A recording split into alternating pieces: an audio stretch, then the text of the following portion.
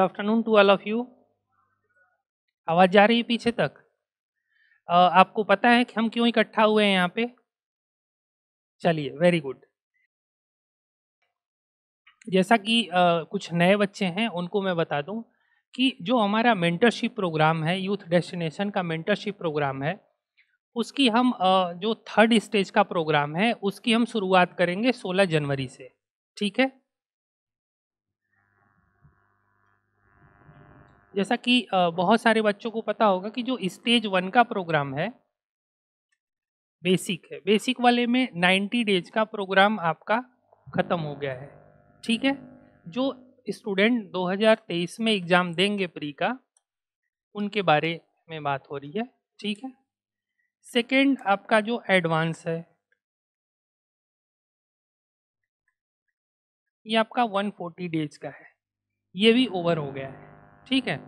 तो जो third stage का है हमारा मेंटरशिप,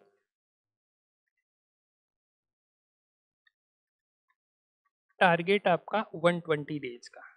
ठीक है? ये आपका स्टार्ट हो रहा है 16 जनवरी से।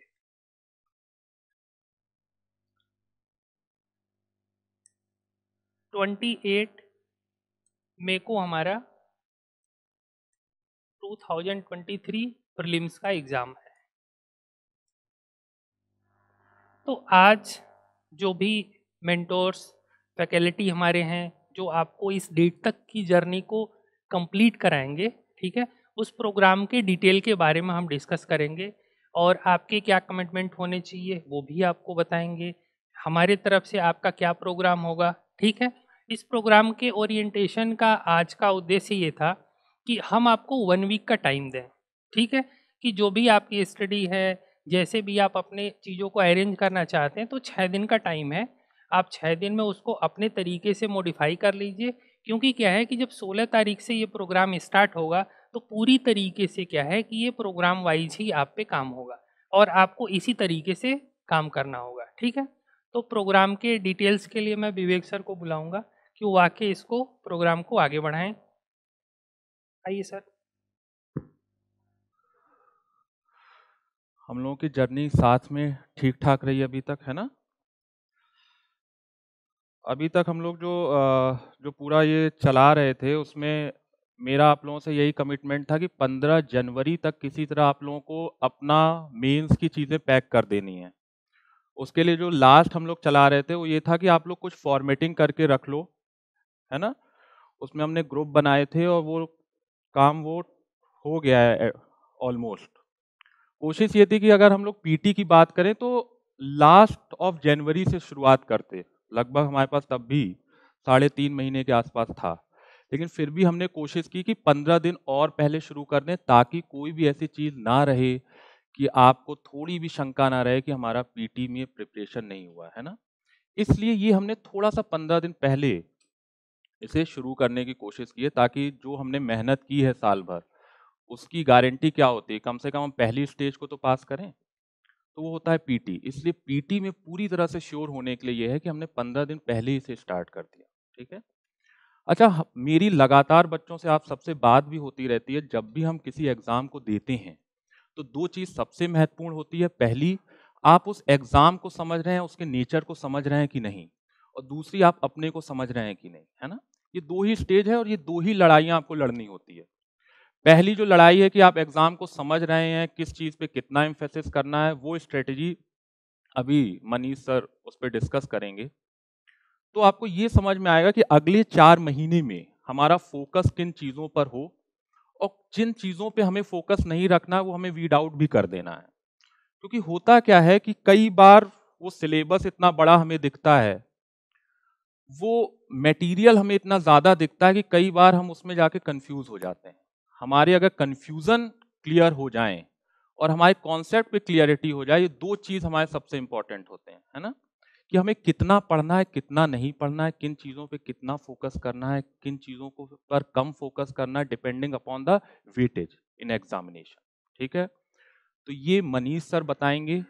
और फिर मैं एक चीज और छोटी सी बताऊंगा कि अगर ये 4 महीने, लगभग अब हमारे पास 125 या 130 दिन के आसपास समय रहेगा 16 जनवरी से, जितनी चीज हम कह रहे हैं उतनी आप बस करते रहेंगे, कंसिस्टेंसी के साथ करते रहेंगे, रिपीट वर्क और रिपीट करते रहेंगे, उस चीज़ को बार बार करेंगे, तो ऑलमोस्ट ये गारंटेड होता है कि आपका पीटी हो जाना चाहिए। दो चीज़। दूसरी चीज़, मैं और मनीष सर और जो हमारी टीम है वो लगातार आपके साथ खड़ी भी रहेगी। अगले 4 महीने के लिए मैं तो इस मोड में हूँ कि अगले 4 महीने में मेरी फैमिली भी आप होंगे, ठीक है? तो इस मोड में काम करना है। और एक मज़ेदार घटना ये है कि मैं जब भी पीटी देता था, मेरा रुकता नहीं था, अश्वनी सर के साथ ही मैं था, तब मैं हमेशा एक मॉन्क मोड जिसे बोलते हैं उसमें जाता था और ये मैं पहले बाल ही हटाता था। इस बार मैंने ऐसा सोचा नहीं था क्योंकि मुझे एग्ज़ाम देना नहीं था, लेकिन मेरी मौसी की डेथ हो गई थी, ठीक है? तो अनायास ही वो घटना फिर से घट गई है। तो अब उसी मोड में मैं भी जाऊँगा कि एग्ज़ाम देना है, मुझे आपके साथ देना है, ठीक है? तो अब आपको बस जितनी चीज़ें मनीष सर बोलेंगे आगे, उसे फॉलो करते चलना है। उसके बाद ऐसा कोई कारण नहीं होगा कि वो चीज़ें ना हों, क्योंकि वो टेस्टेड हैं सारे मेथड। आपको भटकना नहीं है। अगर आपने भटकने की श्योरिटी ले ली कि अब मैं भटकूंगा नहीं, जितनी बातें कही जा रही हैं उसी को करूंगा, बार बार करूंगा, तो ऑलमोस्ट जितनी चीजें हम बताएंगे वो आप 3 से 4 बार रिवाइज कर चुके होंगे। करीब 1500 से 2000 क्वेश्चंस का आप प्रैक्टिस कर चुके होंगे। तो उस मोड में जाकर आप जिस दिन एग्जाम देने जाएंगे 28 मई को, आपका वो कॉन्फिडेंस आपसे एग्जाम पास करा देता है, ठीक है? हम लोग कॉन्फिडेंस लूज कर जाते हैं क्योंकि हमारे जो पूरा प्रोसेस होता है उसमें क्लैरिटी नहीं होती है। जिस दिन हमारे प्रोसेस में क्लैरिटी आ जाती है ना, उस दिन आपका कॉन्फिडेंस बहुत हाई होता है। इसलिए कुछ भी करेंगे हम प्रोसेस में बहुत क्लियर रहेंगे। प्रोसेस आपने कर लिया तो रिजल्ट आपकी जेब में होता है, ठीक है? आप ये भी पूछ सकते हैं सर आपका फाइनल क्यों नहीं हुआ? क्योंकि कहीं ना कहीं प्रोसेस लैग कर रहा था।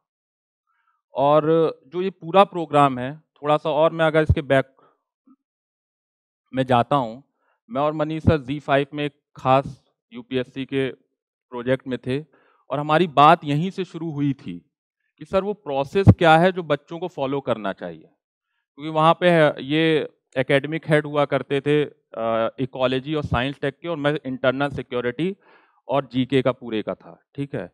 तो हमारी बात यूपीएससी से शुरू होती थी और बात खत्म होती थी कहीं अद्वैत वेदांत, विवेकानंद, ठीक है, यानी फिलॉसफी, विलियम जेम्स और इन सारे फ्रायड और युंग पर। तो हमारी बात ही ऐसी होती थी वो क्या चीज़ है जो बेस्ट हो सकता है बच्चों के लिए।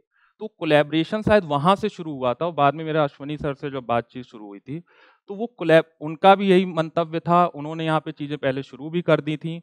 तो वो तीनों लोगों की चीज़ें आके एक मिशन मोड में आई थी। आपने देखा होगा जो हमने सारी संरचना बनाई है पिछले 2-3 महीने में, वो भी हमने एकदम युद्ध स्तर पे बनाई है। अब अगले 4 महीने इस मोड में काम करना है जैसे युद्ध होता है, ठीक है? और एक बात और बताएं, युद्ध का मतलब ये नहीं होता है कि युद्ध कोई लड़ाई है। असली योद्धा वही होता है जो युद्ध को भी खेल बना दे। हमें बस प्रोसेस को फॉलो करना है, उसको एंजॉय करना है, उसका मजा लेना है, क्योंकि आपने इतना काम कर लिया ना, तो यूपीएससी तो होगा ही, शायद उससे भी बहुत बेहतर कुछ होगा। मैं बार बार कहता हूं यूपीएससी आपकी आखिरी मंजिल हो ही नहीं सकता। आपको कुछ अच्छा करना है ना, there are problem over there, और आपको उसका सोल्यूशन निकालना है। इसलिए शायद आप आईएएस बनना चाह रहे हो। आप अपनी ही, और ये जो प्रोसेस है ये आपको शायद अपनी प्रॉब्लम से आपको रूबरू कराएगा, क्योंकि हम प्रोसेस को इसलिए नहीं फॉलो कर पाते हैं क्योंकि हमारे अंदर हमारा मन भटक रहा है ना। वो आपका अपना साक्षात्कार भी आपसे कराएगा। मैं ये चाहूंगा ये जो समय है ये आप खुद से मिलेंगे और यूपीएससी से मिलेंगे, तो आपका ये साल शायद लबासना में भी गुजरे, ठीक है? Thank you sir. Manish sir आप आएंगे और पूरी स्ट्रेटेजी बताएंगे। Dear students, I welcome you on the very important and dream journey of yours. जिस जर्नी में आपका हेल्प करेगी यूथ डेस्टिनेशन का ये मंच, जिसमें हम आपकी जर्नी को आसान बनाने का प्रयास करेंगे विद इंटायर टीम। हम अपना बेस्ट देंगे और हम आपसे आपका बेस्ट का एक्सपेक्टेशन रखेंगे। सबसे पहली बात, जो भी आप लाइफ में करना चाहते हो, अगर आप क्रिस्टल क्लियर नहीं हो कि what you want exactly in your life, आप कोई भी कदम पूरे उत्साह के साथ, आत्मविश्वास के साथ नहीं बढ़ा सकते। इसलिए सबसे पहले क्रिस्टल क्लियर हो जाइए कि आपका गोल क्या है। और हम सब जानते हैं हमारा गोल क्या है। आपका गोल क्या है? हमारा गोल क्या? हमारा गोल है आपको इस बार यूपीएससी पूर्णतः क्रैक कराना, आपकी ड्रीम जर्नी को आसान बनाना, आपको फाइनल सिलेक्शन दिलाना, जिसका पहला चरण क्या है? प्रीलिम्स, जो कि कब है? 28 मई। टाइम लिमिटेड है, समय तेजी से भाग रहा है। क्या आपकी पढ़ाई उसी हिसाब से आगे बढ़ रही है? सेकंड, क्या उसी दिशा में जा रही है? अगर थोड़ा सा भी डेविएशन हो, कॉन्फिडेंस में कमी हो, स्ट्रेटजी में कमी हो, तो सिलेक्शन नहीं हो गया। क्या ये कोई यूनिवर्सिटी एग्जाम है? ये क्या है? कंपटीशन का दौर है। और कंपटीशन के बारे में सब जानते हो कि yesterday's world records are today's qualifying. एक समय में जिस मार्क्स में वर्ल्ड रिकॉर्ड बना करता था, वो आजकल क्या हो गया है? Qualifying. Every year number of students appear ज़्यादा हो रहे हैं या कम? ज़्यादा हो रहे हैं। तो कंपटीशन ज़्यादा या कम? तो आपकी कोशिश क्या होनी चाहिए? उस दिशा में बढ़ना चाहिए, कम्पीट करना है आपको। सिर्फ इंफॉर्मेशन होना काफ़ी है या कम्पीट करना जरूरी है? सो कम्पीट करने के लिए स्ट्रेटजी होना चाहिए कि नहीं? एक चीज़, मौका मिलना चाहिए कि नहीं? So we already know that opportunities never come to those who wait. They are captured by whom? Who dare to attack. अपने आप मौका मिलेगा क्या? आपको छीनना पड़ेगा दूसरों से। कहाँ जाने के लिए? लबासना। कई लोग दौड़ रहे हैं, कई सारी चुनौतियाँ आएंगी, चुनौतियों का समाधान करना है या नहीं? उसी समाधान में हम लोग आपका यहाँ पे सहयोग करने के लिए खड़े हुए हैं। ठीक है, तो सबसे पहले बात करते हैं आपका क्रिस्टल क्लियर गोल क्या होना चाहिए। क्या गोल आपका है? यूपीएससी प्रीलिम्स फर्स्ट गोल, इसको क्रैक करना आपको। कब एग्जाम? पहले यूपीएससी जान लो कितने फेज में होता है एग्जाम। जर्नी कितने की है?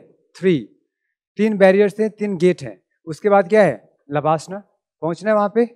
पहला गेट क्या है? Prelims, very good.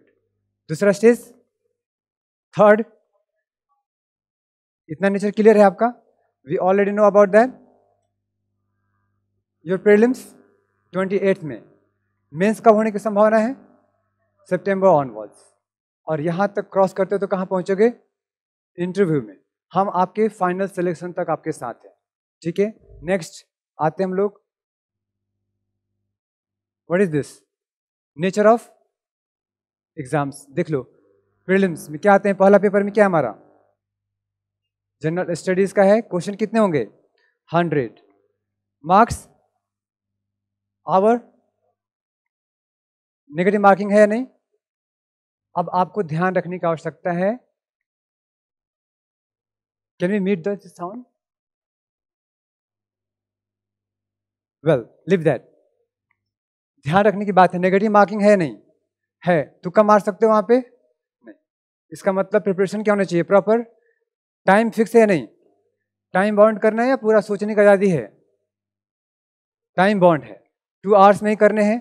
Do you think that if you are not crystal clear, not having the very crystal clear concepts, can you just do it in 2 hours?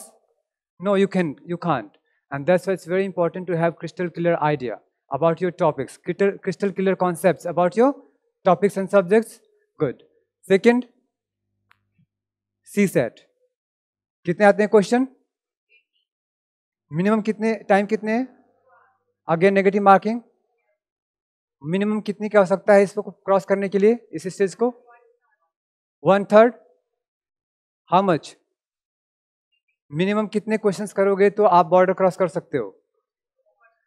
ज्यादातर बच्चे ऐसा करते हैं कि वो प्रीलिम्स के सीसेट वाले पार्ट पे उतना ध्यान नहीं देते। उनको लगता है कि बस कितना करना है, 33%, उससे हो जाएगा काम। आपको कोशिश ये करनी है कि कम से कम 35 to 40 क्वेश्चंस आपके सही हों। अब हम क्या करेंगे कि एक एक पहले जनरल स्टडीज 1 की बात करेंगे, फिर 2 की, जो कि इंटायर आज की क्लास में नहीं होगा। With time we will be talking about the different strategy for different subjects. हम आते हैं नेक्स्ट स्टेज में।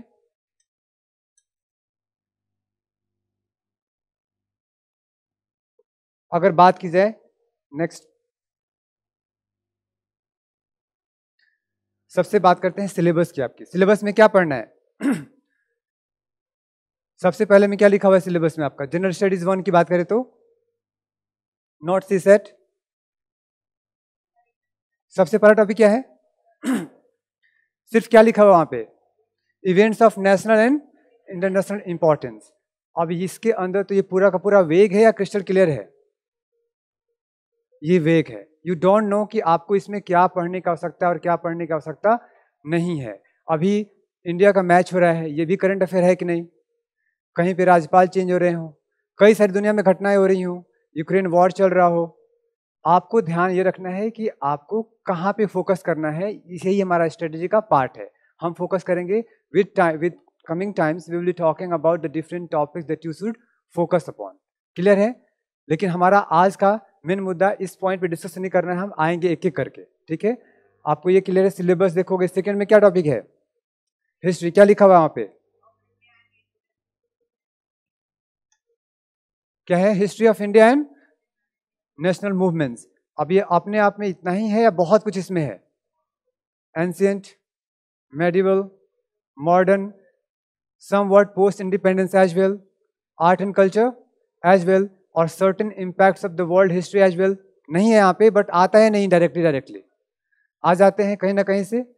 Very good. तो ये हम लोग एक एक करके डिस्कस कर रहे होंगे। आप इसी तरीके से सारे सिलेबस को देखोगे तो आपको अपने आप में क्या लगेगा? वेग। और जब प्रिपेयर करने जाओगे तो आपको समझ में नहीं आएगी कि हमें कहाँ तक पढ़ना है और कहाँ तक नहीं पढ़ना है, किस तरफ बढ़ना है किस तरफ नहीं बढ़ना है। इस तरह से जाओगे यूपीएससी के सिलेबस से तो entire everything that you observe in this whole universe that is the part of UPSC syllabus if you go one by one, but we have to stick and focus on a particular direction and limited topics जहाँ से exam में आते हैं। और उसका हमारे पास रास्ता क्या हो सकता है? ये सारे हैं, इंडियन पॉलिटी है, इकोनॉमी, सोशल डेवलपमेंट की बात करें, सारे के सारे, इन्वायरमेंट, इकोलॉजी की बात करें, सारे डिटेल, यहाँ पे डिटेल नहीं, बहुत ही शॉर्ट वर्ड्स करके आपको दे दिया है सारा का सिलेबस। आपको नहीं पता है कि एग्जैक्टली इसको कैसे करना है। हम आज उसी के लिए यहाँ पे इकट्ठा हुए हैं। ये सीसेट का सिलेबस, ये सब हम लोग डिस्कस करेंगे one by one, not now. थोड़ा सा इसकी बात कर लें। नंबर ऑफ स्टूडेंट्स कितने फॉर्म भरते हैं? 10 लाख। एवरी ईयर बढ़ेगा घटेगा? प्रीलिम्स कितने क्वालिफाई करते हैं?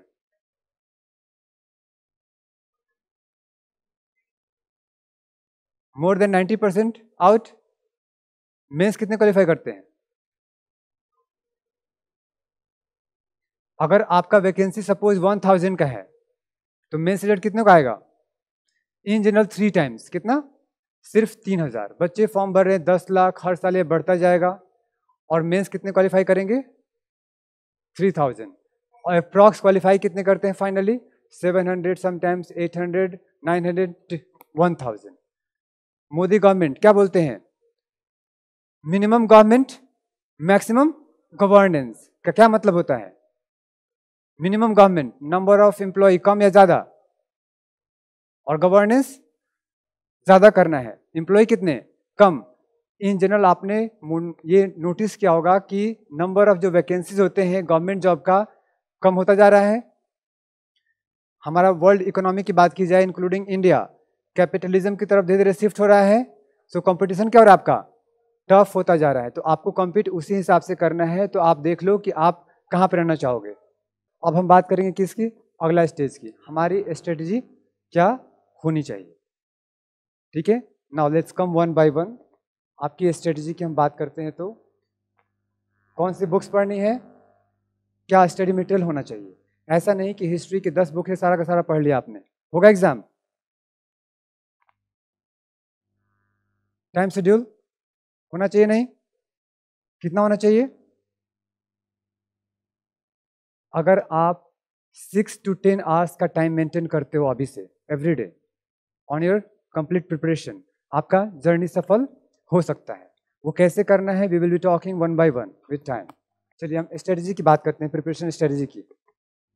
सबसे पहली बात क्या हो, आपके पास एक इफेक्टिव स्टडी प्लान होना चाहिए कि नहीं? इफेक्टिव कहने का मतलब प्रभावशाली, उसका इफेक्ट हो, रिजल्ट में दिखे इसका इफेक्ट, होना चाहिए नहीं? होना चाहिए। Very good. वो कैसे बनेगा? How you can make that effective strategy? Effective study schedule based on weightage and क्या है? वेटेज के आधार पे। जैसे अगर आपसे क्वेश्चन पूछा जाए, वेटेज की बात करता हूं, कहां से क्वेश्चन ज्यादा कहां से क्वेश्चन कम, आपका फोकस कहाँ होना चाहिए? जहां से क्वेश्चन ज्यादा पूछे जाते हैं वहां पे फोकस ज़्यादा होना चाहिए, और नहीं तो आप रिसर्चर बन जाओगे, लेक्चरर बन जाओगे, प्रोफेसर बन जाओगे, दूसरों को ज्ञान दे रहे होगे, लेकिन यूपीएससी नहीं होगा। यूपीएससी करना चाहते हो तो आप ध्यान रखो अब कि आपका एग्जाम में जिस भी सेक्शन से ज़्यादा क्वेश्चन पूछे जाते हैं आपको वहाँ फोकस करने की ज़रूरत है। क्लियर है? सेकेंड क्या है? Practice mock test and previous years paper. Simple सी बात है, आप सिर्फ कोई बुक्स पढ़ करके आप एग्जाम चाहो कि निकाल लोगे, it's not possible. You have to go through the previous questions, along with that the different test series, so that you will have idea like whatever you are having the knowledge that you know, are you able to express yourself or not, are you able to utilize that knowledge or not। ऐसा ना हो कि बहेलिया आएगा, जाल बिछाएगा, दाना डालेगा और फंसना मत, ये रट लिया है लेकिन आए और उसमें फंस जाओ। ऐसा नहीं करना है आपको। क्या करना है?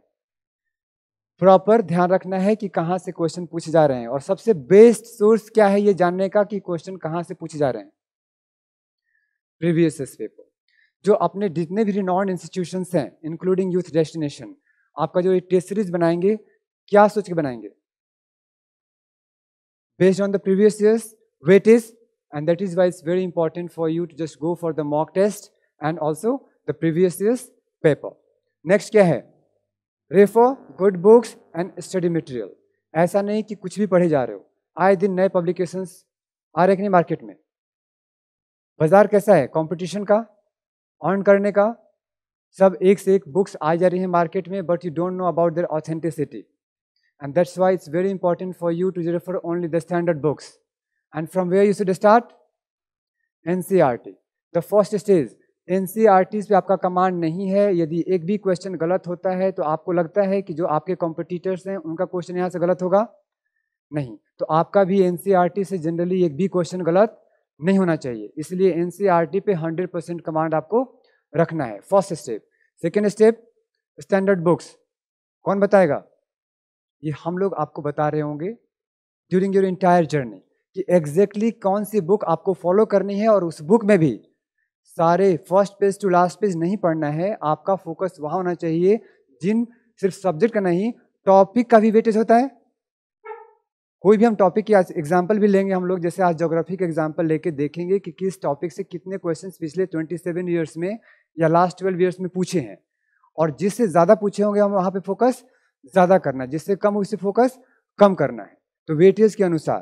क्लियर है? नेक्स्ट क्या होना चाहिए हमारा? प्रैक्टिस मॉक टेस्ट तो करना है, सोल्व क्वेश्चन बैंक्स, एनालाइज भी करना है क्या your results, and repeat the process. आप बार बार टेस्ट दो, मॉक टेस्ट दो, आप देखो कि आपके कितने मार्क्स आ रहे हैं, आप एनालाइज करो कि किस सेक्शन आपका, कौन सा सेक्शन स्ट्रांग है, कौन सा सेक्शन वीक है, कहाँ आपको ज़्यादा मेहनत करने की ज़रूरत है और आपको वहाँ फोकस करना है। ऐसा नहीं कि आपको पॉलिटी में बहुत मज़ा आ रहा हो पढ़ने में, पॉलिटी पढ़े जा रहे हो। May be you will become a great leader, may be you will become a great क्या politician, maybe because of that knowledge. Maybe you are going to become a good lecturer of polity, a mentor of polity, but can you clear the examination UPSC? No, you have to cover each and every important topics which are being asked in UPSC examination. So focus based on the weightage and its importance. Next क्या है हमारा? Make sure क्या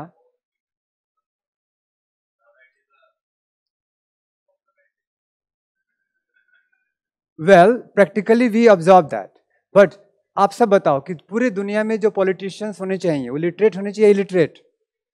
जिसको यही नहीं पता हो कि हमारे संविधान में क्या दिया गया हो, फंडामेंटल राइट्स में आपका क्या फंडामेंटल राइट है, डीपीएसपी में डायरेक्शन क्या दिए गए हैं सरकार को, किसको देना है?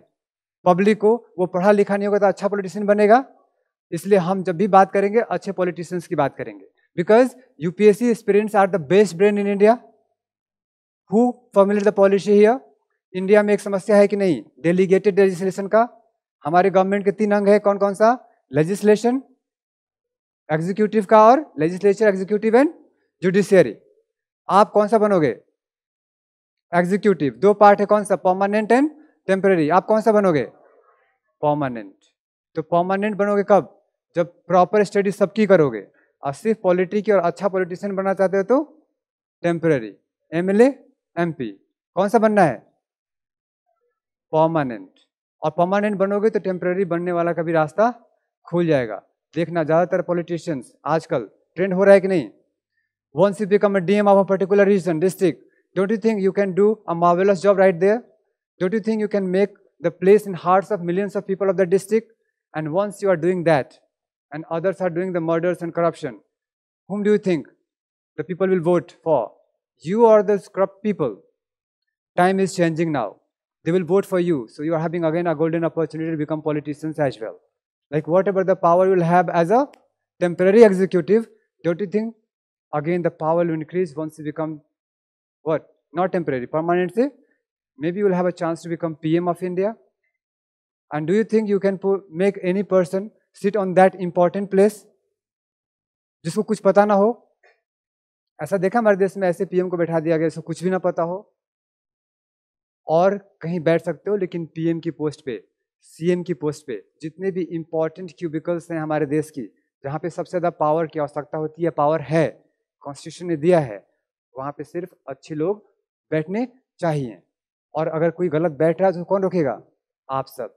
क्योंकि किसकी जिम्मेदारी होती है? अंततः आपकी जिम्मेदारी होगी। मैं ऐसा उम्मीद करता हूँ कि आप ऐसा करोगे। उस करने का स्ट्रेटेजी हम लोग डिस्कस कर रहे हैं अभी यहाँ पे। चलो नेक्स्ट स्ट्रेटेजी क्या हमारा? फॉलो 80/20 प्रिंसिपल, जिसको कि हम लोग पेरेटो प्रिंसिपल भी कहते हैं। ये प्रिंसिपल ये कहता है, आप नर्सरी से लेकर के आज तक का इम्पैक्ट देख लो, जब भी पढ़ते आए हो, 20% सिलेबस ऐसा होता है जहां से लगभग 80% क्वेश्चन पूछे जाते हैं।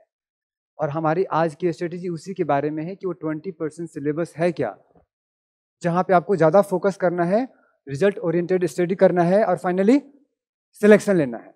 राइट और wrong? So move ahead.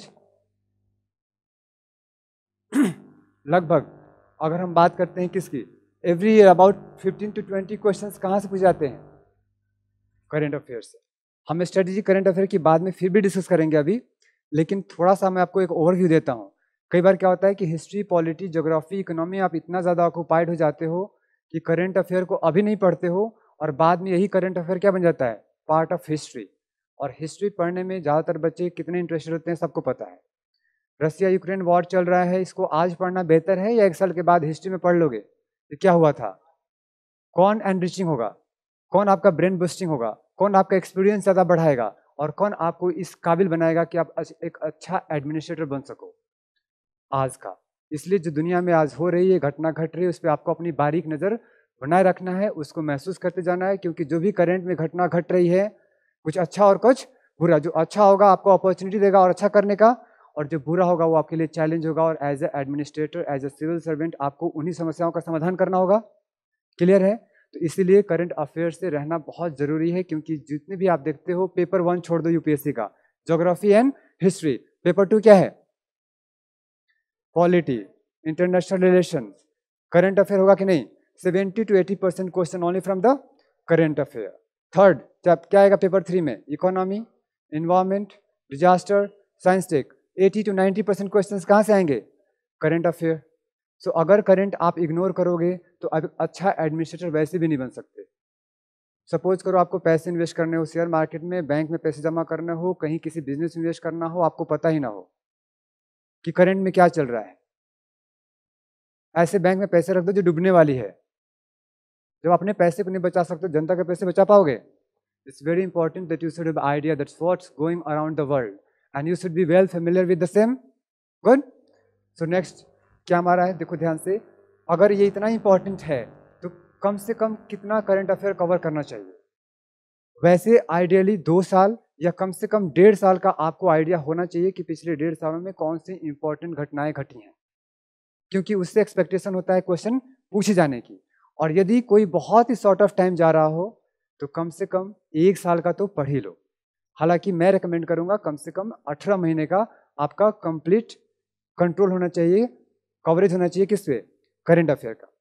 Clear है? और कहीं ना कहीं आपको बताऊं, जो स्टैटिक सब्जेक्ट्स भी होते हैं, जैसे ज्योग्राफी हो गया, जैसे हिस्ट्री हो गया, अगर मान लो कि कोई भी हिस्टोरिकल इवेंट अचानक से न्यूज़ में आ जाए तो ऐसे केसेस में आपको क्या लगता है वहाँ से क्वेश्चन पूछे जाने की संभावना बढ़ेगी नहीं बढ़ेगी? क्योंकि जो करंट में इवेंट हो रहा होगा, आम पब्लिक उसके बारे में बात कर रही होगी, उसकी समस्याओं को समझने की कोशिश कर रही होगी, समाधान ढूंढ रही होगी, और समाधान देना किसका काम है? आपका काम है। अगर ये ना पता हो तो दे पाओगे क्या? पता चले आप ही को नहीं पता है ना? तो इसलिए करंट अफेयर पे कंट्रोल होना बहुत ज़रूरी है। आपने ये पढ़ा, ये सब स्ट्रेटेजी की हम लोग बात कर रहे थे अभी।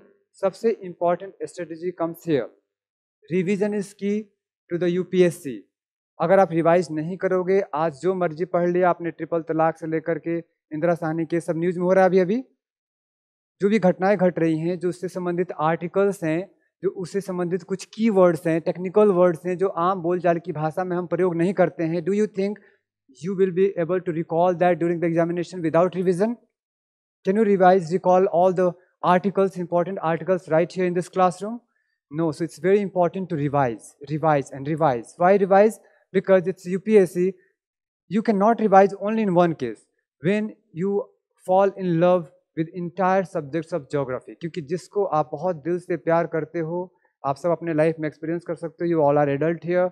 बचपन में क्लासरूम में हर किसी का कोई ना कोई क्रश होता है, उसके बारे में ज़्यादा सोचते हो, ज़्यादा अफेक्शन होता है, ज़्यादा लगाव होता है, उसको रिवाइज करना पड़ता है। क्या उसका नाम क्या था, वो कैसा है?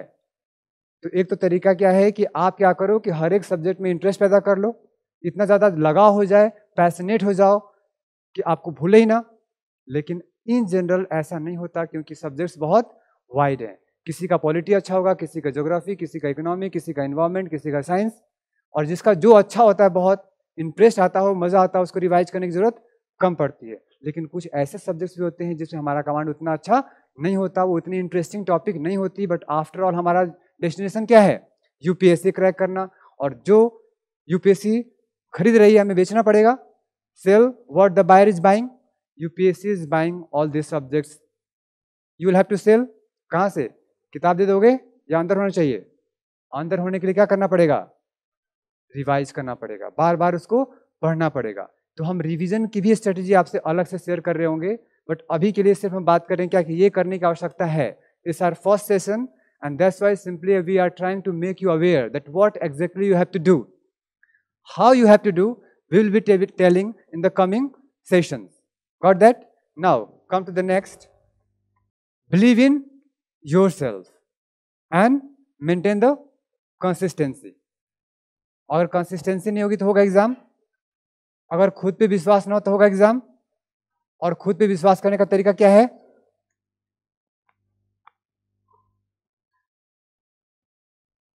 This is the most important factor. If you don't believe in yourself, do you think you can do anything? आप कभी भी कोई चीज हासिल नहीं कर सकते जीवन में अगर आपको अपने आप पे विश्वास ही ना हो। तो विश्वास की आवश्यकता है या नहीं? और विश्वास कुछ इस तरह से करने की आवश्यकता है। आपको आगे आने वाले कमिंग सेशन में बताएंगे कि आपके अंदर कितनी एनर्जी है और क्या विश्वास करना चाहिए। अभी के लिए ये, कोई भी काम पूरे इतिहास में आज तक पहले हुआ है, उस काम की आज होने की संभावना है कि नहीं? जो भी दुनिया में ब्रह्मांड में कुछ भी पहले हुआ हो, उसकी आज भी होने की कोटि कोटि संभावनाएं हैं। यदि किसी ने भी किया है, आप कर सकते हो कि नहीं? The God has not cheated with you, not discriminated with you. Everybody is having 24 hours, 2 eyes, 2 hands, 2 legs, almost same brain power, same energy, everything is same. There is difference in this planet Earth between human being to other human being just because of the one most important factor, that is your confidence level. आपका belief system कि आप कर सकते हो या नहीं। अगर आप सोचते हो कि आप कर सकते हो, और यदि आप सोचते हो कि आप नहीं कर सकते हो, दोनों ही तरीके से आप सही हो। अगर आप सोचते हो कि कर सकते हो तो कर सकते हो, और दुनिया में किसी ने भी किया है तो आप कर सकते हो कि नहीं? Possibilities is there, possibilities are there, it's just that आप आत्मविश्वास से आगे बढ़ रहे हो कि नहीं। Hope it's clear. Now come to the next, we are talking about, हम जो जर्नी की बात करें तो स्ट्रेटजी की बात कर रहे हैं। आपने क्या क्या करना है देख लिया, उसमें जरा सा ये देखने की कोशिश करते हैं कि हर साल कट ऑफ कितना जाता है। लास्ट ईयर कितना कट ऑफ था 21 में? ओनली 43। और हम लोग कितने कवर करेंगे मिनिमम? आपके हमारे यहाँ पे 80% वो सिलेबस जो बहुत ज़्यादा इंपॉर्टेंट है। हम लोग अगले 4 महीने में 100%, 80% का 100% कवरेज कर चुके होंगे। 20% पे हम ध्यान नहीं देंगे, क्योंकि हमारा काम क्या है? एग्जाम को निकालना, ना कि प्रोफेसर लेक्चरर बनना। ये क्लियर है? तो उस 80% अगर आप कवर करते हो तो 80% मार्क्स आने की संभावना हो जानी चाहिए, होनी चाहिए। और सिलेक्शन लास्ट ईयर कितने परसेंट पे हुआ? 43%। मीन्स आप इतना मेहनत कर लो कि आपका सिर्फ 60% एफर्ट भी काफ़ी हो किसके लिए, यूपीएससी क्रैक करने के लिए। लेकिन जनरली कितना होता है, आगे देखोगे तो 46, 49, 49, 52, 58, 53, 60% से नीचे है नहीं। सो ये जो आपका सिलेक्शन है 40 to 60% के बीच में कहीं लाई करेगा, और हमारी कोशिश कितने की होगी, कम से कम 80% की। अब बताओ हमारा सिलेक्शन होगा कि नहीं, हो जाना चाहिए। अगर नहीं होता है तो गलती किसकी, पापा मम्मी सूरज भगवान, किसका, क्लासरूम, और yours, whatever you are, only you are responsible for that, right और wrong. So you can not blame anyone, not even your parents, not even the government, not even the opposite political parties, not anyone, not this weather, thanda ya garm. You are here. Why? Because you are on your dream journey, and that's why you are here.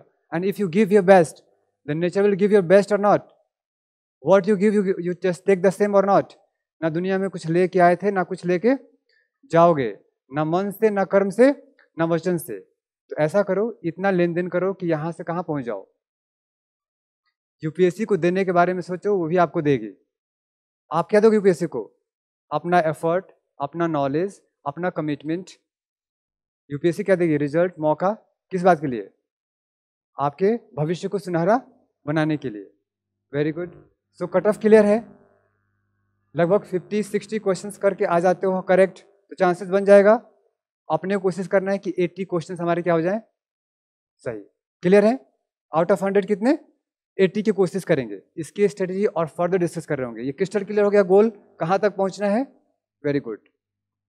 Next one by one हमें strategy discuss करना है, क्योंकि एक ही class में सारे subject का proper possibility नहीं है ना, तो एक एक सब्जेक्ट लेंगे हम लोग। आज की क्लास में we will be talking about strategy of geography, और हमारा पहला सेशन जो 16 जनवरी से शुरू हो रहा है, किससे शुरू होगा, ज्योग्राफी से। ऐसे ही अलग अलग सेशन में आपको डिटेल एनालिसिस करके हम लोग बता रहे होंगे अलग अलग सब्जेक्ट में कि किस सब्जेक्ट में किस सेक्शन का वेटेज कितना है, कहाँ से क्वेश्चंस कितने पूछे जाते हैं, और आपका फोकस भी उसमें उतना ही होना चाहिए। ठीक है, जैसे एग्जाम्पल हम बात करते हैं यहाँ पे, कहाँ कहाँ पे ध्यान देना, मेजर कौन से सब्जेक्ट जहाँ से क्वेश्चन पूछे जाते हैं। पहला geography, environment, ecology, science tech, polity, history and current affair. अगर आपने इस पे ध्यान दिया तो काम, तो हमने यहीं पे फोकस करना है मेनली।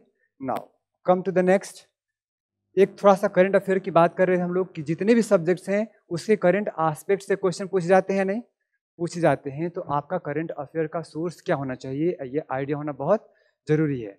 ऐसा नहीं कि कुछ भी पढ़े जा रहे हो। और क्या है वो सोर्स, पहला डेली न्यूज़पेपर, ये आपको पढ़ना ही पढ़ना है। क्यों कि जो आप रोज करके थोड़ा थोड़ा इन्फॉर्मेशन लेते हो ना, वो आपको ज़्यादा मैच्योर बनाता है। कहते हैं कि knowledge gets matured with time. आपके पास एक एग्जांपल देता हूँ, सपोज करो कि रशिया यूक्रेन वॉर चल रहा है, अभी तक लगभग 1 साल होने को आ रहे हैं, हो जाएंगे ना फैब में, 1 साल हो जाएगा। कोई एक बंदा आता है, एक आर्टिकल लिखता है 1 पेज का कि अभी तक रशिया यूक्रेन वॉर में क्या क्या हुआ, आपने 1 पेज में पढ़ लिया, आपका level of knowledge. Case 1। Case 2, आप डेली बेसिस पे न्यूज़पेपर पढ़ रहे हो, पूरे 1 साल तक देख रहे हो कि क्या क्या हो रहा है। केस 2, किस केस में आपका नॉलेज ज़्यादा साउंड है, डेली बेसिस पे, किस केस में ज़्यादा मैच्योर नॉलेज आपका है, किस केसेस में ऑब्जर्वेशन आपका ज़्यादा अच्छा होगा, डीपर होगा, क्या होना चाहिए क्या नहीं होना चाहिए, कब आंसर कर सकते हो, 1 पेज पढ़ के या फिर डेली पढ़ के।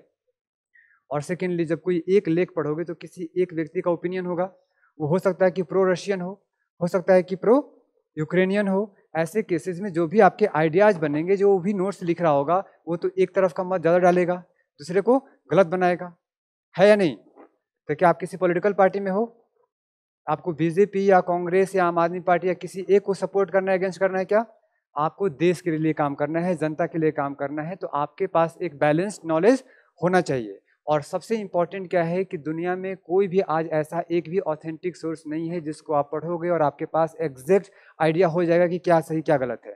जब आप सबको पढ़ रहे होगे तो आपका अपना कॉग्निटिव इंटेलिजेंस हायर होगा, and you will be able to really observe that whether it is right और रॉन्ग। ये सारा एग्जाम्पल हम लोग टॉपिक वाइज करके देखेंगे आगे।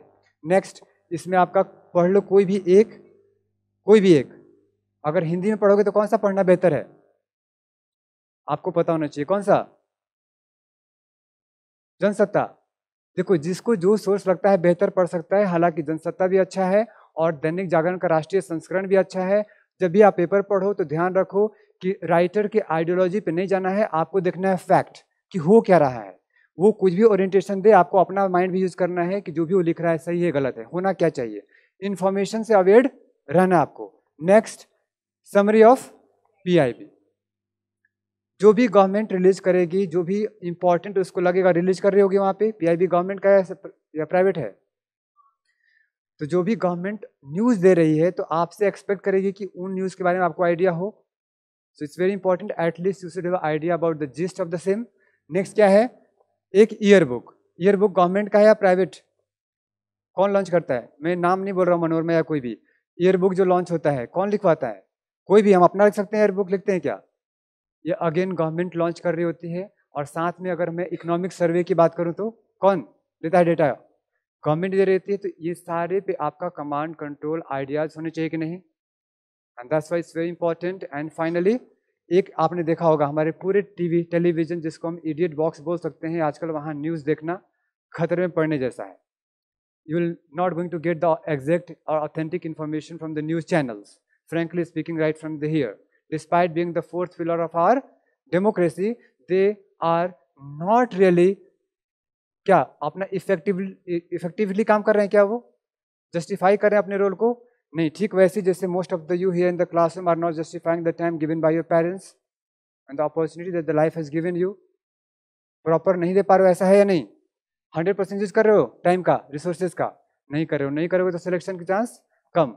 तो जो भी न्यूज के रिसोर्सेज हमारे हैं उसका मैक्सिमम यूटिलाइज करना है कि नहीं? आपको करना है। फाइनली, यहाँ पे एक राज्यसभा टीवी डिबेट ऐसा होता है जहाँ पे अच्छे मुद्दों पे डिस्कशन होता है और जो भी मुद्दे हैं वही आपका एग्जाम का कोर पॉइंट होगा, करंट अफेयर एस्पेक्ट से पॉइंट ऑफ व्यू से। ठीक है, अब आते हैं हम लोग नेक्स्ट, ज्योग्राफी की स्ट्रेटेजी। आपने वहां पे पढ़ोगे यूपीएससी के साइट पे सिलेबस में क्या लिखा हुआ मिलेगा? India and world geography. उसका कौन सा dimension? Physical, economic and social. Social या ह्यूमन, यही है। इतना ही लिखा हुआ है। लेकिन अब आपको कैसे मालूम चलेगा कि यहाँ से क्वेश्चन कहाँ से पूछे जाएंगे, कितने पूछे जाएंगे? अगर सोशल की बात करें तो सोशल में तो सब कुछ आता है, पूरा विश्व आता है, पूरे विश्व की पॉपुलेशन आती है, पूरे विश्व का क्या आता है? ह्यूमन सेटलमेंट आता है। तो क्या हम पूरा विश्व का पढ़ेंगे? हम लोग प्रिपेयर कर रहे हैं कौन सा? इंडियन सिविल सर्विसेज, न कि चाइनीज, न कि रशियन। तो हमारा फोकस कहाँ होना चाहिए? इंडियन पे।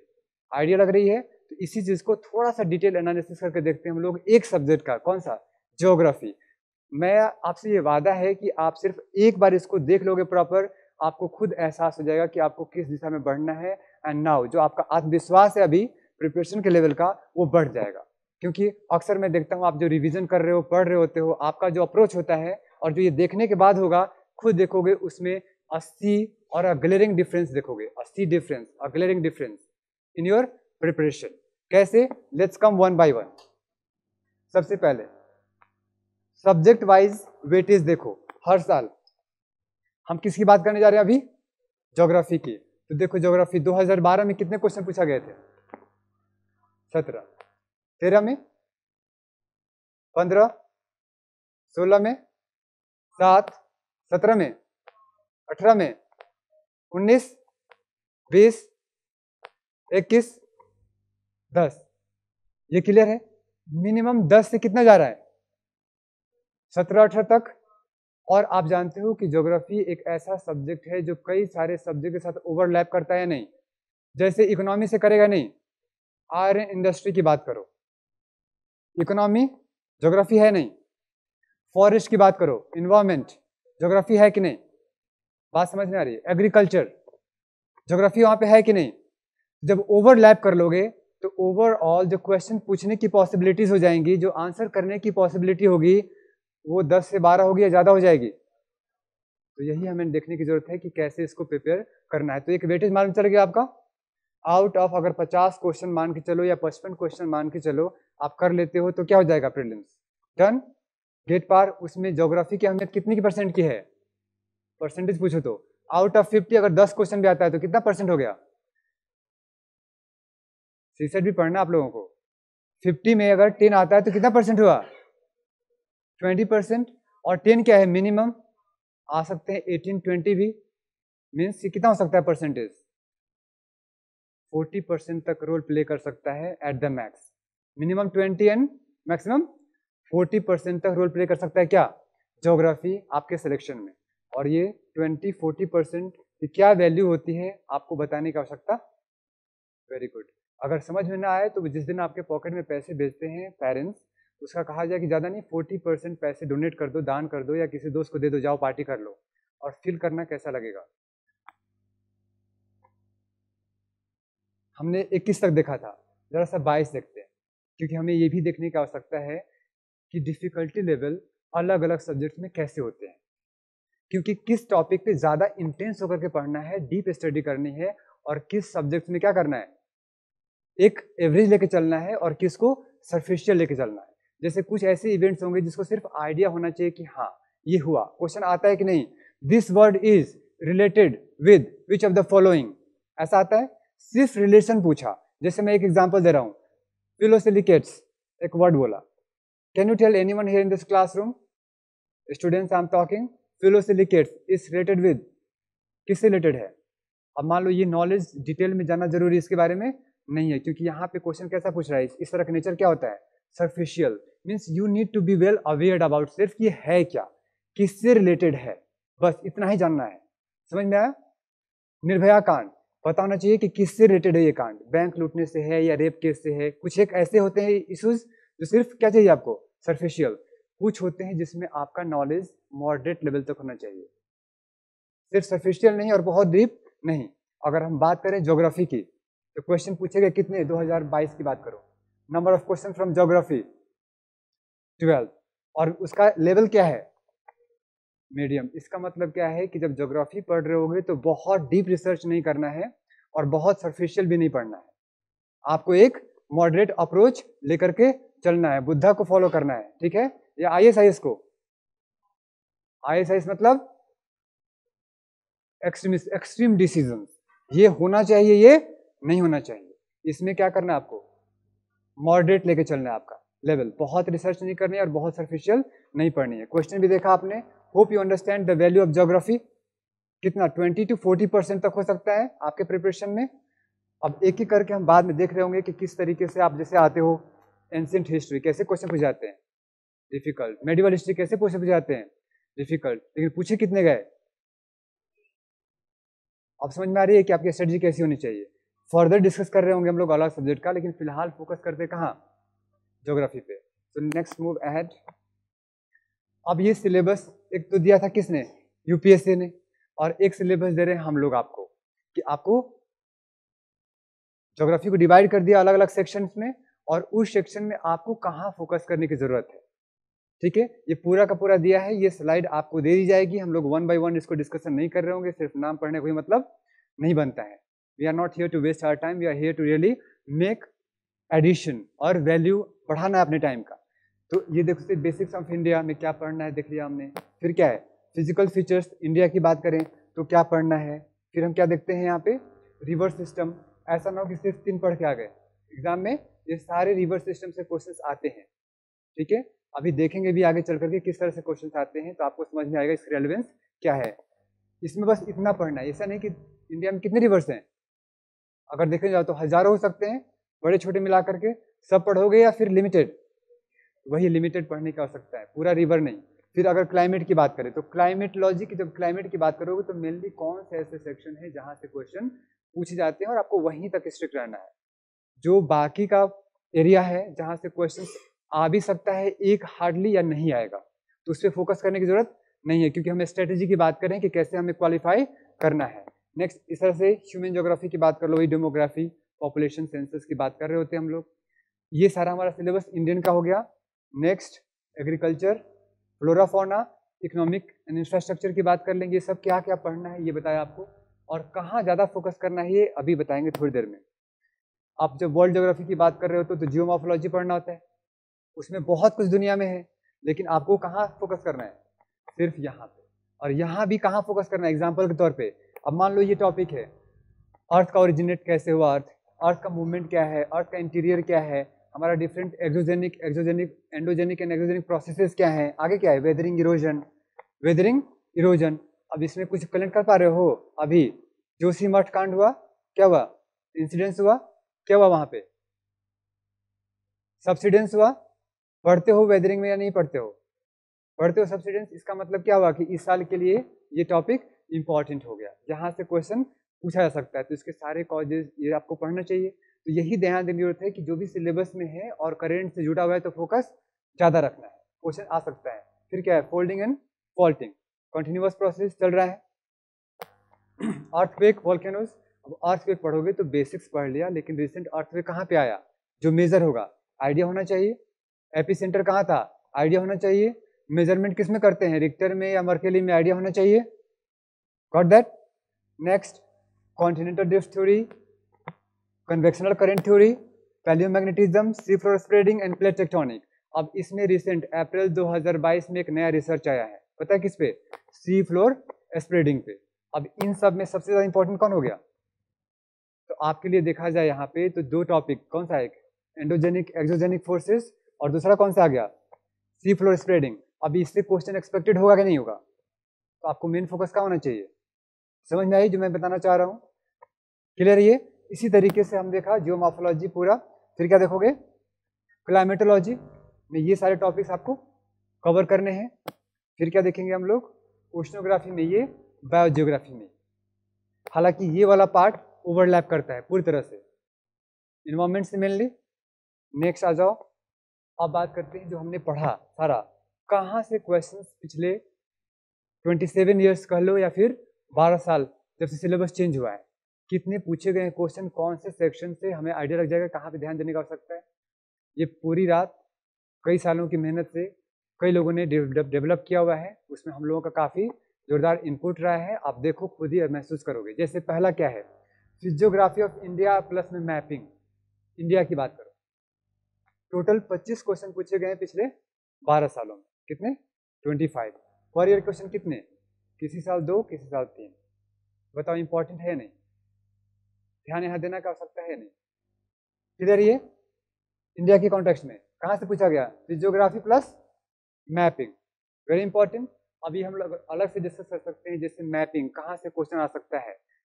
मैपिंग किसी रिवर के अलॉन्ग, अगर इंडिया की बात करो तो ट्रॉपिक ऑफ कैंसर और कैप्रिकॉन, कर्क और मकर रेखा, कर्क रेखा, समझ में आ रही है? कोई अगर रिवर इंपॉर्टेंट हो, न्यूज में आ गया हो, झगड़ा हो उसको लेकर के, पानी शेयरिंग को लेकर के हो, इंडिया पाकिस्तान में हो, या कर्नाटका या फिर तमिलनाडु, जिन रिवर के अलोंग झगड़ा हो रहा है तो उन रिवर्स की ट्रिब्यूटरीज, उनकी मैपिंग इंपॉर्टेंट हो गया कि नहीं? तो ये ध्यान देने, कोई मान लो कोई ऐसा रिवर है जिसकी लिंकिंग प्रोजेक्ट बात चल रही हो, अब वहां का मैपिंग इंपॉर्टेंट है या नहीं, एंड ऑल दोस ट्रिब्यूटरीज, उसके सोर्स, एवरीथिंग।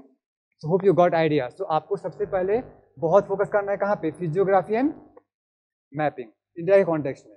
सेकेंड देखो, इकोनॉमिक ज्योग्राफी की बात करो, कितने क्वेश्चन, अगेन 25 क्वेश्चन, कितने सालों में? इक्वल वेटेज है या नहीं? सो आप जितना वेटेज दोगे physiography of India plus mapping, उतना ही किसको दोगे, इकोनॉमी का। ऐसा नहीं कि इकोनॉमी का एक्सेप्टेड पढ़ ले और फिजियोग्राफी पूरा पढ़े जा रहे हैं, इंपॉर्टेंट दोनों है, इक्वल वेटेज है, एंड हाईएस्ट वेटेज में से एक है, तो पूरा फोकस यहाँ पे होना चाहिए। थर्ड पॉइंट देखो, ह्यूमन ज्योग्राफी, पिछले 12 साल में कितने क्वेश्चन आए हैं? वो भी कैसे क्वेश्चन आते हैं, मान लो कि अभी किसी खास रीजन में, किसी ट्राइबल रीजन में कोई घटना घट गया हो, अब वो ट्राइब के बारे में पूछेगा नहीं, बस इस तरह के ही क्वेश्चंस आएंगे।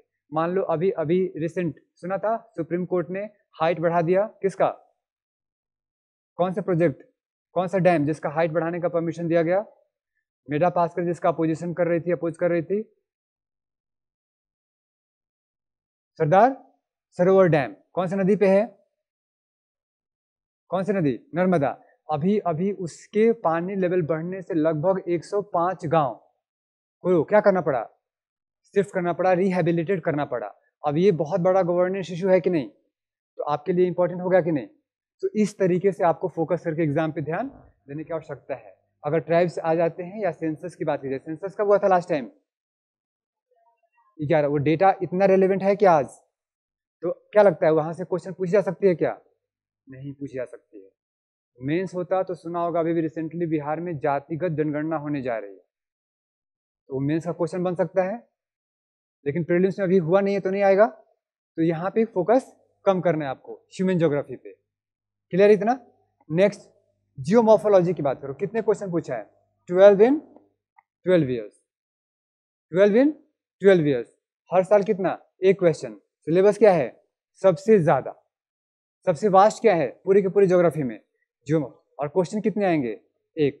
तो आपको प्रायोरिटी किसको देना चाहिए? उसको नहीं, उसको लास्ट में रखो। और उसमें भी बता दिया मैंने कौन सा, सी floor spreading, endogenic exogenic forces, और बहुत होगा तो क्या है, एक कॉन्टिनेंटल ड्रिफ्ट थ्योरी। एक रिसेंट और है पैलियोमैग्नेटिज्म की बात करो, आप सबको पता होना चाहिए करंट में प्रेजेंटली हमारा जो नॉर्थ पोल है, north magnetic pole of earth, it's moving eastward और वेस्टवर्ड, वेस्टवर्ड मूव कर रहा है। आज से 10 साल पहले उसकी स्पीड थी 10 से 15 किलोमीटर पर ईयर, और अब कितना हो गया है? 55 to 60 किलोमीटर पर ईयर। तो ये स्पीड बढ़ गया है। तो ये यहाँ से क्वेश्चन पूछा जा सकता है। ये राज्यसभा टीवी की बात कर रहे हो, वहां पे आया था पूरा डिटेल डिस्कशन, तो you should have idea, and that's why I am asking you to please go through the current affair part as well. Good. Now next climatology. यहीं पे देखा आपने जियोमॉर्फोलॉजी, उससे थोड़ा कम ही सिलेबस है किसका, लेकिन क्वेश्चन कितने पूछे गए हैं? 30 क्वेश्चंस इन 12 ईयर। सो आपका फोकस कहाँ होना चाहिए? अगर वर्ल्ड ज्योग्राफी की बात कर रहे हो या इंडिया की बात कर रहे हो, जब क्लाइमेट वाला सेक्शन होगा तो वो सबसे ज्यादा महत्वपूर्ण है, and you should mainly focus on climate part. Hindi में क्या बोलते हैं क्लाइमेटोलॉजी को? जलवायु विज्ञान। जियोमॉर्फोलॉजी को भू आकृति विज्ञान। Very good. अपनी भू आकृति चेंज करनी है तो अपने क्लाइमेट पे ध्यान देना पड़ेगा। और आपका क्लाइमेट में क्या है फिलहाल? यूपीएससी एग्जाम, बादल छा रही है। किसका बादल ज्यादा है यहाँ पे? क्लाइमेटोलॉजी का। फोकस ज्यादा होना चाहिए। आगे बढ़ो। ये क्या है? ओशनोग्राफी। कितने क्वेश्चन पूछे गए हैं? 5 क्वेश्चन। उसमें भी बेसिक कॉन्सेप्ट से कम, मैपिंग ज्यादा पूछेगा। ट्रेंचेस कहाँ पे हैं, समझ में आए? बरमुडा ट्रायंगल कहाँ पे है? ये क्लियर है जो बताना चाह रहा हूं मैं? तो ओशनोग्राफी से भी क्वेश्चंस अगर पूछेगा। इसके लिए सबसे इंपॉर्टेंट है, एक है कोरल रीफ्स। अगर आपके कोरल रीफ्स पे कमांड है, थोड़े से फीचर्स जो हमारे हैं ज्योग्राफिकल फीचर्स किसके, ओशनोग्राफी की आइडिया है, हो जाएगा। मुश्किल से 1 घंटे का समय दोगे, ओशनोग्राफी फिनिश। ज्यादा समय नहीं देना है। नेक्स्ट कौन सा है? एग्रीकल्चर। कितने क्वेश्चंस आ रहे हैं? 2 to 3 क्वेश्चंस पर ईयर। देखो 70 क्वेश्चन पूछे कितने? 27 ईयर्स में। एग्रीकल्चर, मोदी गवर्नमेंट किसानों का इनकम बढ़ाने की बात कर रही है कि नहीं? सारी गवर्नमेंट का फोकस होता है नहीं? सो agriculture is one of the most important topic for you, whether you are studying economy or you are studying geography, you have to focus on agriculture part at the most. ठीक है? सो ये study समझ में कहाँ focus करना है mainly? Physiography and mapping, economic geography, और कहाँ? Climatology and agriculture. ये सबसे पहले आपको फिनिश करने की जरूरत है। और ज्यादातर क्वेश्चन कहाँ से आएंगे? यहाँ से। You will have all this slides with you so that you can plan accordingly. इसी तरीके से हम लोग अगले क्लास में, हमारा अगला सेशन में इन्वायरमेंट का लेकर के आएंगे, फिर polity and so on. Clear है? नेक्स्ट आपको स्टडी समझ में आ गई होगी। तो आप देखो, geography has overlapping topics, economy, agriculture, environment, number of question उस हिसाब से क्या हो जाएंगे? बढ़ जाएंगे। अगर इसका कॉम्बिनेशन का ध्यान रखा आपका तो लगभग 20 to 40% सिलेक्शन का चांस कहाँ से बनेगा? सिर्फ इस सेक्शन से। समझ में आ गया इतना? नाउ नेक्स्ट, यहाँ पे क्या है आपका? Considering the above mentioned factors, क्या है? The weightage of geography is very significant for your civil services, both prelims and mains. We are focusing on prelims. ठीक है? आप इस ध्यान रखिए 2023 के लिए। और कितने क्वेश्चन पूछ जाएंगे एवरेज? लगभग 15 क्वेश्चन। ना 10 बोलो ना 20 बोलो, कितना बोलो? 15 के आसपास क्वेश्चन पूछे जाएंगे। तो आपका ये पार्ट हो जाएगा कंप्लीट। अगर आपने climatology, mapping, physiography of India and agriculture, इन 4 बातों को ध्यान में रखा, आपकी ज्योग्राफी हो जाएगी प्रॉपर। मैपिंग करना है, कुछ हिंट्स दे दूं मैं आपको, बताओ। मैपिंग जनरली जब भी आती है तो कोई इंपॉर्टेंट कंट्री है उसके बाउंड्रीज कंट्री के बारे में बात करेगा, कोई इंपॉर्टेंट सी है उसके बाउंड्रीज की बात होगी, कोई इंपॉर्टेंट ओशन है उसकी, जैसे कैस्पियन सी और red sea, and third black sea. आपके अनुसार बताओ कौन ज्यादा इंपॉर्टेंट है इस साल के लिए? ब्लैक सी क्यों इंपॉर्टेंट है? Russia Ukraine war, Russia Ukraine war, तो अब आपको आइडिया होना चाहिए कि ब्लैक सी के बिल्कुल चारों तरफ कौन से कंट्रीज हैं, पास में कौन सा है? कैस्पियन, आइडिया होना चाहिए, एंड सो ऑन। आइडिया लगा? इस तरीके से आपको मैपिंग कंप्लीट करनी है, ठीक है। नाउ नेक्स्ट टिप्स ज्योग्राफी के लिए इफेक्टिव क्या करोगे? एनसीईआरटी बेसिक अंडरस्टैंडिंग, कुछ एडवांस बुक जो हम आपको बता रहे होंगे विद टाइम टू टाइम कि कौन सा चैप्टर सिर्फ पढ़ना है, पूरा का पूरा किताब नहीं पढ़ना है। We have to use the standard books only as a reference book, not as a text book. There is a difference between the text book and reference book. हमें रेफरेंस के तौर पे कुछ चैप्टर्स पढ़ने हैं कुछ स्टैंडर्ड बुक्स से, जैसे जीसी लियोंग, पता है? मैं सन्नी लियोनी नहीं बोल रहा हूँ, क्या बोल रहा हूँ? जीसी लियोंग, उसे कुछ चैप्टर्स आपको फोकस करना है, and so on we will telling you. जैसे अगला क्या है? प्रैक्टिस मैप और नॉट। ये डेली बेसिस पे इसका सबसे बेहतर तरीका है, अलग से करना ही नहीं है। जब भी न्यूज़ पढ़ो, कोई भी एरिया, कोई भी अभी घटना घटा, कहाँ पे? एक ब्रिज गिर गया, नहीं, गुजरात में 300 से ज्यादा लोग मर गए वहां पे। अब वो रिवर कौन सा है, उसका लोकेशन कहाँ पे है, आइडिया होना चाहिए कि नहीं? आसपास में डिस्ट्रिक्ट कौन से हैं, आइडिया होना चाहिए कि नहीं? बस इस तरह से मैपिंग, जो भी न्यूज़ में आपको एरिया मिल रहा है, न्यूज़ में आ रहा है कोई भी इंपॉर्टेंट प्लेसेस, उसका मैपिंग देख लो। और ये आपके 4 महीनों में 100% कमांड उस पर हो जाएगा। मैपिंग से क्वेश्चन आपके गलत नहीं होने चाहिए। नेक्स्ट क्या है? Connecting dot with current affair, यही मैंने डिस्कस किया अभी अभी। जैसे सी फ्लोर स्प्रेडिंग, जोशीमठ, आप लोगों को पता है जोशीमठ का हमारे देश का कितना है ये population density? Population density of India, yes 3.8, 419 लोग रहते हैं पर स्क्वायर किलोमीटर में। कितने? 419 पर स्क्वायर किलोमीटर। जोशीमठ में हुआ सब्सिडेंस अभी यहाँ पे क्वेश्चन आ सकता है कि वहां का पॉपुलेशन डेंसिटी कितना है? 17,000। कितना है? 17,000। बताओ ये सही है गलत है? गलत है। दूसरा, कोई टनल वहां से पास करती है नीचे से? अब वो टनल का नाम इंपॉर्टेंट है कि नहीं आपके लिए? वो क्वेश्चन आ सकता है कि जोशीमठ के नीचे से जो क्रॉस कर रही है टनल, उसका नाम क्या है? इंपॉर्टेंट है नहीं? तो इस तरीके से आपको करंट अफेयर से कनेक्ट करते चलना है। नेक्स्ट क्या है? Refer to previous years questions with 360 degree analysis. ये 360 का मतलब क्या हुआ? पहली बात, प्रीवियस ईयर्स क्वेश्चंस जो हमने ऊपर एनालिसिस किया, ये क्लाइमेटोलॉजी से कितने क्वेश्चन आ रहे हैं या एग्रीकल्चर से, कैसे मालूम चला? प्रीवियस ईयर्स क्वेश्चन से। और उसमें भी क्या करना है? 360 डिग्री एनालिसिस। इसका मतलब क्या होता है? जो आपके ऑप्शंस आते हैं 4 ऑप्शन, ऐसा नहीं कि आपने क्वेश्चन पूछा कि which of the following is correct और इनकरेक्ट और रिलेटेड कुछ भी है, आपने एक आंसर देखा आगे बढ़ जाओ, ऐसा नहीं। जो ऑप्शंस में दिए गए हैं, एक एक ऑप्शन को प्रॉपर तरीके से एनालाइज करो, ऑप्शंस को भी, क्योंकि अगला क्वेश्चन वहां से हो सकता है। जैसे मैं कह रहा हूं, सपोज करो कि with altitude temperature pressure increases और डिक्रीजेज, जैसे जैसे आप जाते हो ऊपर आकाश में माउंट एवरेस्ट की तरफ, प्रेशर बढ़ेगा या घटेगा? क्या होगा? प्रेशर घटेगा, टेम्परेचर भी घटेगा। और उसमें 4 बातें लिखी हुई हो, मान लो ह्यूमिडिटी की बात करें, वहां पे मान लो एयर प्रेशर की बात करें, वहां पे मान लो हाइट की बात किया, वहां पे मान लो जैसे ग्रेविटी की बात कर लिया। तो क्या वो ऑप्शंस को इग्नोर करना है या उसको भी ध्यान रखना है? उसको भी ध्यान रखना है। उसको स्टडी करोगे तो फर्दर वहां से आएंगे। हालांकि इस बारे में थोड़ा सा विवेक सर आपको और ज्यादा हाईलाइट करेंगे इस पॉइंट को कि 360 एनालिसिस कैसे करने हैं, और हम लोग आपका जब टेस्ट ले रहे होंगे, टेस्ट का डिस्कशन कर रहे होंगे, तो आपको करके दिखाएंगे भी, ठीक है। And next finally daily newspaper summary, योजना मैगजीन हमने डिस्कस कर चुका है यहाँ पे ऑलरेडी। टीवी डिबेट्स, ये लास्ट में क्या लिखा है यहाँ पे? कैन यू रिकॉग्नाइज दिस श्लोक? उद्यमेन ही सिद्धंति कराणी न मनोरथो। उद्यम से ही कार्य सिद्ध होते हैं, डे ड्रीमिंग से नहीं, मनोरथ से नहीं, ख्याली पुलाव से नहीं, सपने देखने से नहीं, दिन में क्या करना पड़ेगा? उद्यमेन मतलब मेहनत करने की जरूरत है। आगे क्या लिखा है? नहीं सुप्तस्य सिंहस्य प्रविंशति मुखे मृगा। सोए हुए शेर के मुंह में हिरन जाती है क्या? आपके घर बैठे रजाई में आराम से ओढ़े रहो, ठंड का मौसम है, यूपीएससी कहेगी ये लो ज्वाइनिंग लेटर आ जाओ हमारे पास, ऐसा होगा? तो इसकी आवश्यकता है।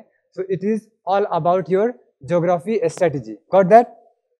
And with time to come we will be talking in more details about the same. So I would like to welcome both of you, sir. Please come here. Thank you Manish sir. तो आप लोगों ने देखा और समझा कि किस प्रकार मनीष सर ने पूरा वो स्ट्रेटेजी हमारी बताई कि कैसे हम लोग पीटी को अप्रोच करेंगे। तो अगर हम 16 जनवरी से शुरू करते हैं तो जो हमने बनाया है वो सारा जो टारगेट और जो सारा टाइम टेबल बनाया है उस हिसाब से कम 16 जनवरी से 10 अप्रैल तक आप लोग एक बार पूरा सिलेबस आपने रिवीजन कर लिया होगा और हर सब्जेक्ट के कम से कम 3-3 टेस्ट आपने दे दिए होंगे। और उसके बाद 10 अप्रैल के बाद से अप्रैल के लास्ट तक एक बार और रिवीजन हो चुका होगा। फिर 1 मई से 15 मई तक एक बार फिर रिवीजन और 15 मई से 25 मई तक एक बार फिर रिवीजन, यानी कि इस तरह हम लोग 4 बार रिवीजन कर चुके होंगे। और मेरा मानना है अगर हमने इस बार इतनी बार रिवीजन करके हम जब पहुंचेंगे एग्जामिनेशन हॉल में तो आपके पास बहुत ज्यादा ही कॉन्फिडेंस होगा कि आप 28 मई का जो पेपर होगा उसे क्रैक कर पाएंगे।